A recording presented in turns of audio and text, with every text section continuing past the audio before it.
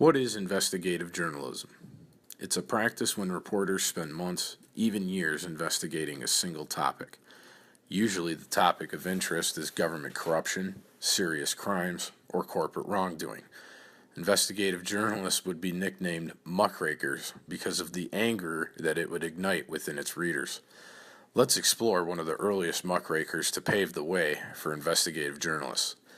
One of the original muckrakers was a man named Upton Sinclair, whose investigative journalism story was published into an entire book called The Jungle.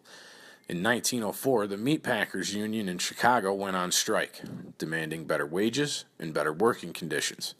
He traveled to Chicago to interview the workers, their families, their doctors, and lawyers.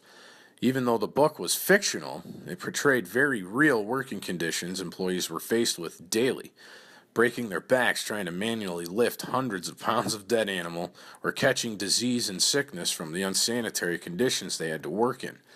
This book is said to have been a major motivator in overcoming pressure from those very meatpacking corporations and signing a bill into law called the Meat Inspection Act of 1906.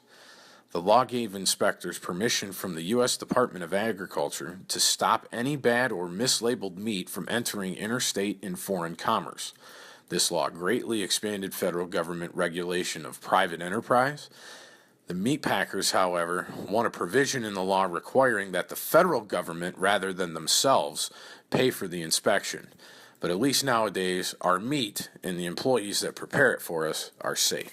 Let's fast forward in time to March of 1968. This was when U.S. soldiers viciously murdered hundreds of South Vietnamese civilians. This included the elderly, women, and even children and infants.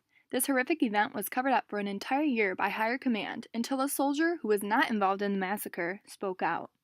The soldier exclusively interviewed with Seymour Hersh, who was the investigative journalist who broke the story and reported it to the public in November of 1969.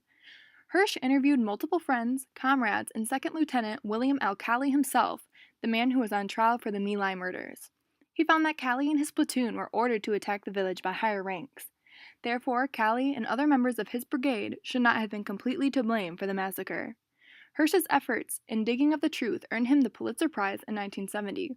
He has been recognized as one of America's toughest investigative reporters and is still a respected investigative journalist to this day. His breaking stories have inspired other investigative researchers to realize the potential of uncovering a story and reporting the unknown facts. Shortly after Hersh uncovered the My Lai massacre, the Watergate scandal involving President Nixon's re-election campaign team was exposed. Their group had attempted to steal secret documents and wiretap phones in the Democratic National Committee, or DNC office, located in the Watergate building. Nixon tried to cover the tracks of this event, but the public soon found out about the scandal and Nixon's attempt at keeping the FBI, or Federal Bureau of Investigation, at bay. The Watergate scandal is quite possibly the most well-known example of investigative journalism. This is probably true considering it involved the President of the United States in 1972. By the time the 1974 rolled around, Nixon resigned from office before he could become impeached and left the White House. This hasn't been and won't be the last example of government officials being caught and found out by investigative journalists. With current development of investigative reporting, in 2013, The Guardian was created by Edward Snowden and journalist Glenn Greenwald. Snowden used many sources and windows to find out the true extent of the government.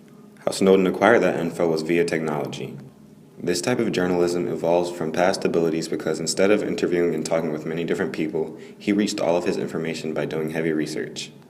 Other than traveling and physically looking for sources on a story, he stayed in a small room in Hong Kong with his 4 laptops looking for material for his story.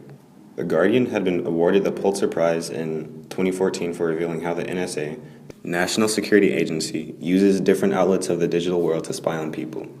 It has been noted to be one of the biggest public service stories to be released and receive the most attention, for the reasons of not a single citizen could have said that they weren't affected by the doings of the NSA.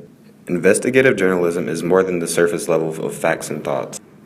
It is digging deeper, finding the evidence, and bringing to light what truly is happening behind the public's blind eye.